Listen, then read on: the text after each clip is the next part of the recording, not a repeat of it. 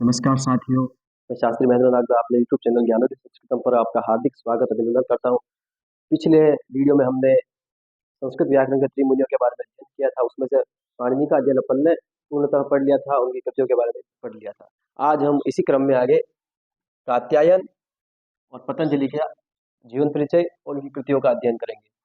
जैसा कि हम सभी को पता है कि पाणिनि को सूत्रकार कहा जाता है, कात्यायन को वार्तिककार और पतंजलि को महाभाष्यकार कहा जाता है। इसी क्रम में अपने को पता है पाणिनि का अपन अध्ययन कर लिया। आज अपन सबसे पहले अध्ययन करेंगे कात्यायन का। कात्यायन ये भी महान विद्वान हुए थे संस्कृत व्याकरण में। इन्होंने भी अपना योगदान संस्कृत के विकास में दिया था। इनका उपनाम सबसे पहले अपन देखें तो उपनाम इनको वररुचि नाम से जाना जाता है। इनका जन्म समय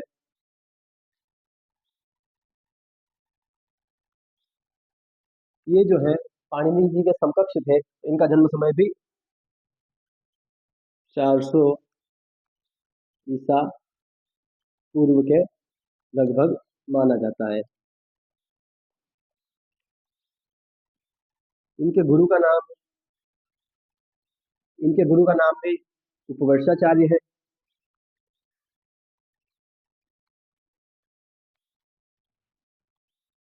और इनका कृति का नाम है, इन्होंने ग्रंथ लिखा था, उस ग्रंथ का नाम है स्वर्गारोहण।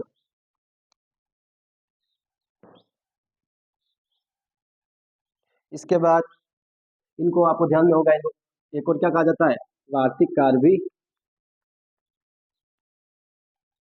कहा जाता है। इसके बाद बात करेंगे अपन पतंजलि की। सबसे पहले पतंजलि का उपनाम, इनका उपनाम इनको कहा जाता है महाभाष्यकार। महाभाष्यकार। इनकी माता का नाम गोणिका है।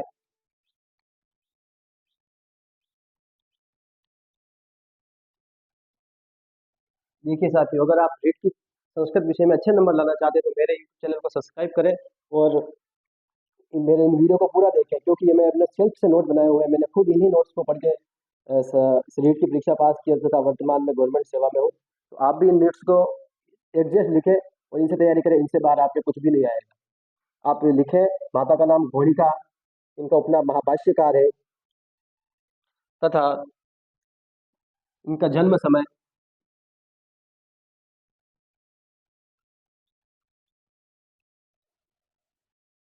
प्रथम शताब्दी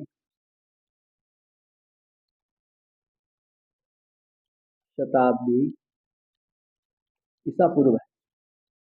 ईसा पूर्व। पतंजलि का ग्रंथ, पतंजलि ने ग्रंथ लिखा है, दो ग्रंथ लिखे हैं। पहले ग्रंथ का नाम महाभाष्य, जिसकी वजह से जो है इन्हें महाभाष्यकार कहा जाता है। किस ग्रंथ की वजह से? महाभाष्य ग्रंथ नामक से। दूसरा ग्रंथ है इनका बहुत ही प्रसिद्ध पातंजल योग सूत्रम। तो देखिए, पहला महाभाष्य, दूसरा पातंजल योग सूत्र। इसका पहला सूत्र क्या है पातंजल योग सूत्र का? योग चित्त वृत्ति निरोध।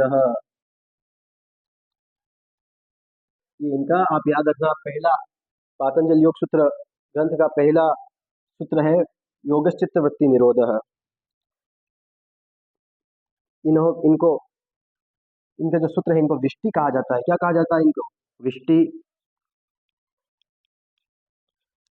और कुल कितने अहनिक थे? इनको अहनिक कहा जाता है। प्रत्येक दिन में इन्होंने, अहनिक का मतलब हो गया प्रत्येक दिन में एक सूत्र की रचना की। ऐसे इनके महाभाष्य में कितने भाग है, तो कितने अहनिकों की रचना की इन्होंने? अहनिक 84 या 85। अगर दोनों ऑप्शन में आता है तो ये क्वेश्चन कैंसिल हो जाएगा, क्योंकि परीक्षा में आया हुआ है 84 भी सही माना गया और 85 भी सही माना गया। अहनिक कितने अहनिक थे? तो 85 या 84 अहनिक थे।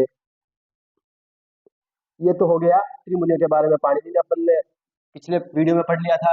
कात्यायन के बारे में, पतंजलि के बारे में आज अपन ने पढ़ाई कर ली। तो ये तो हो गए अपने व्याकरण के त्रिमुनि।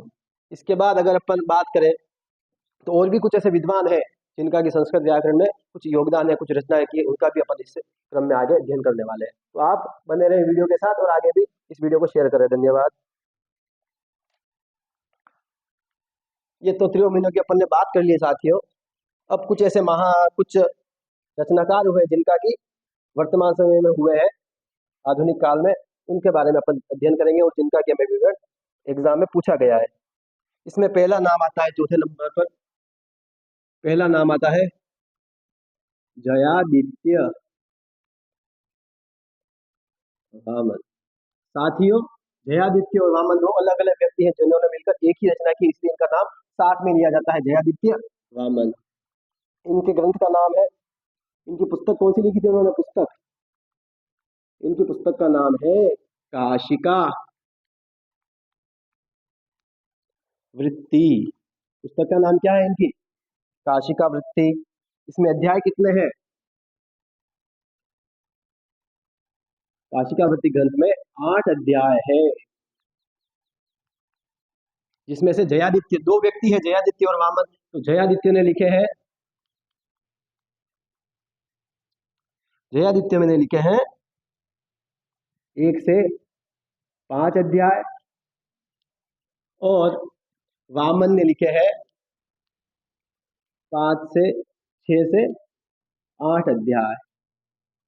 तो आपको ध्यान होना चाहिए कि वामन ने काशिका वृत्ति के ग्रंथ तो लिखा दोनों ने मिलकर, लेकिन जयादित्य ने तो 1 से 5 अध्याय लिखे और वामन ने 6 से 8 अध्याय लिखे। इसके पश्चात देखो नाम आता है भट्टोजी दीक्षित। भट्टोजी दीक्षित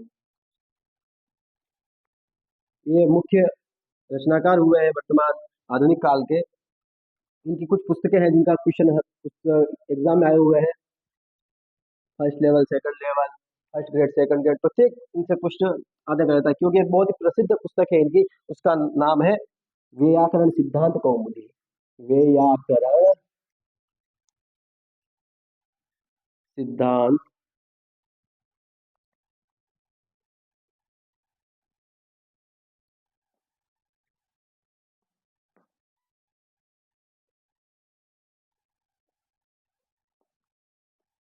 कौमुदी। ये साथियों, ये बहुत ही महत्वपूर्ण पुस्तक है। ये आपको याद रखना है कि व्याकरण सिद्धांत कौमुदी किसकी पुस्तक है? तो व्याकरण सिद्धांत कौमुदी भट्टोजी दीक्षित की पुस्तक है। उसके बाद पश्चात इनकी दूसरी है शब्द कौस्तुभ। शब्द कौस्तुभ व्याकरण की पुस्तक है, ये भी बहुत ही प्रसिद्ध पुस्तक है, ध्यान में रखें। शब्द कौस्तुभ और एक और है प्रौढ़ मनोरमा। साथियों, भट्टोजी दीक्षित की 3 पुस्तकें हैं, तीनों ही महत्वपूर्ण है, प्रथम, द्वितीय और तृतीय। इसके पश्चात अपन बात करें तो भट्टोजी दीक्षित के भी ही एक शिष्य हुए थे, इन्हीं के शिष्य थे, उनका नाम है वरद राजा।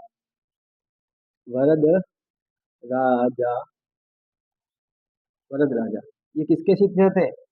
भट्टोजी दीक्षित के शिष्य थे। तो कितने नंबर वाले शिष्य थे? भट्टोजी दीक्षित के 7 नंबर वाले शिष्य थे। शिष्य कौन से थे? 7वें, 7वें शिष्य है। तो क्वेश्चन आ सकता है कि वरद राजा के गुरु का नाम क्या था? तो वरद राजा के गुरु का नाम भट्टोजी दीक्षित था, 7वें शिष्य है। अब इनकी कुछ पुस्तकें हैं, सबसे इनकी बहुत ही महत्वपूर्ण पुस्तक फर्स्ट है लघु सिद्धांत, लघु सिद्धांत कौमुदी। इनके गुरु ने लिखी थी व्याकरण सिद्धांत कौमुदी और इनके शिष्य ने लिखी थी लघु सिद्धांत कौमुदी। इसके पश्चात इनकी एक और पुस्तक मैं ऊपर लिख लेता हूं,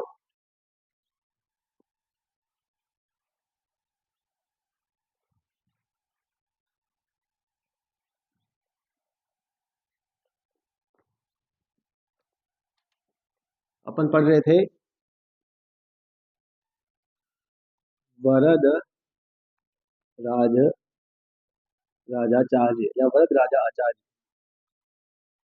इनके गुरु कौन थे? भट्टोजी दीक्षित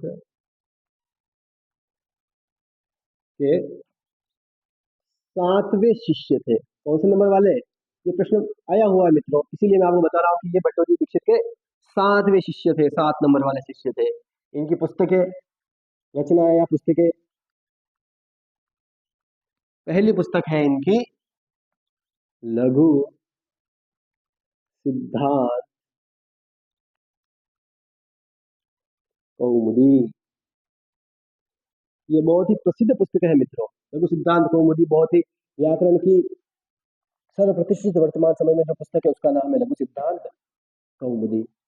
इसके पश्चात सार सिद्धांत कौमुदी, दूसरी नंबर वाली सार सिद्धांत कौमुदी। और तीसरे नंबर वाली पुस्तक का नाम है मध्य सिद्धांत कौमुदी। मध्य सिद्धांत कौमुदी बहुत ही आसान है मित्रों, ये आपको याद होनी चाहिए। लघु सिद्धांत कौमुदी, सार सिद्धांत कौमुदी, महाभाष्य, ये तीनों पुस्तकें किसकी है? वरद राजाचार्य की। और इनके गुरु कौन थे? भट्टोजी दीक्षित। इनकी पुस्तकें शब्द कौस्तुभ और रोड मनोरमा, और इसके बाद साथ ही व्याकरण सिद्धांत कौमुदी। अब चौथे नंबर पर अपन बात करते हैं भर्तृहरि का। भर्तृहरि,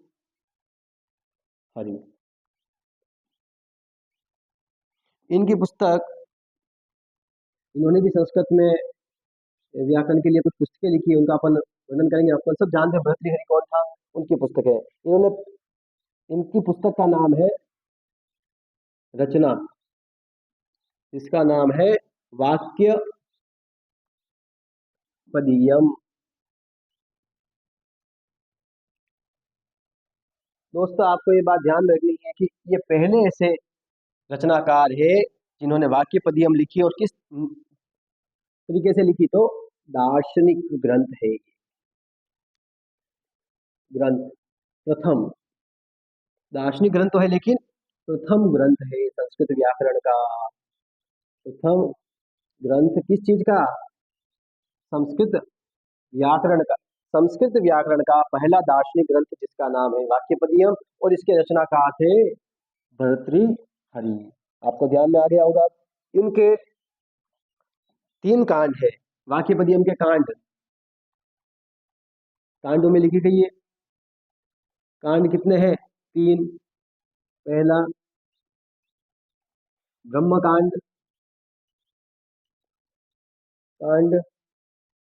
दूसरा वाक्य कांड,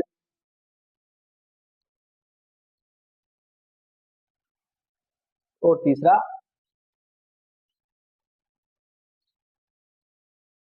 प्रकीर्ण कांड। तो ये अपन ने वरदराजाचार्य, गुरु भट्टोजी दीक्षित 7वें शिष्य थे। पुस्तक लघु सिद्धांत कौमुदी थी, सार सिद्धांत कौमुदी, मध्य सिद्धांत कौमुदी। राजा भर्तृहरि, इनकी रचना का नाम वाक्यपदीयम है। पहला दार्शनिक ग्रंथ है संस्कृत व्याकरण का। कांड 3 है ब्रह्म कांड, वाक्य कांड, प्रकीर्ण कांड। कांडों में विभक्त है। ये प्रश्न आ सकता है कि वाक्यपदीयम जो ग्रंथ है वो किस में विभाजित है? तो वह कांड में विभाजित है। और कितने कांड है? 3 कांड। कितने कांड है? 3 कांड। कौन कौन से? ब्रह्म कांड, वाक्य कांड, प्रकीर्ण कांड। इसके पश्चात अपन आगे पढ़ते हैं नागेश भट्ट। अंतिम और जिनसे क्वेश्चन बार बार पूछा जाता है वो है नागेश भट्ट। इन्होंने की जो रचना दी है वो भी बहुत प्रसिद्ध है वर्तमान समय में। अब अपन पढ़ेंगे नागेश भट्ट के बारे में। अंतिम नागेश भट्ट। साथियों, आपको अगर मेरा पढ़ाने का तरीका और ये मेरे सेल्फ नोट्स है जो मैंने बना रखे हैं, तो आपको मैं ये प्रस्तावित कर रहा हूँ, आप अगर मेरा चैनल आपको पढ़ाने का तरीका अच्छा लगा है तो मेरे यूट्यूब चैनल को आप लाइक करें, सब्सक्राइब करें और अपने दोस्तों के साथ जो रीड सेकंड लेवल संस्कृत में पूरे में से पूरे नंबर लाना चाहता है, मेरी इस यूट्यूब श्रृंखला को पूरा देखें तथा मेरे चैनल को सब्सक्राइब करें और अपने दोस्तों के साथ शेयर करें।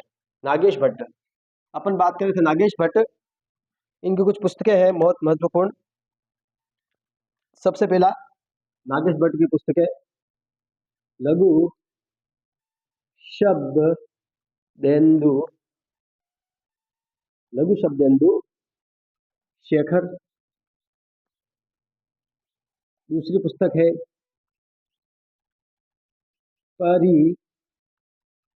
परिभाषेन्दु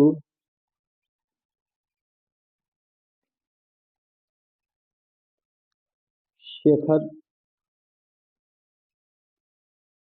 तीसरी है लघु मंजूषा उद्योत। कौन सी है? लघु मंजूषा उद्योत। और अंतिम चौथी है परम लघु मंजूषा उद्योत।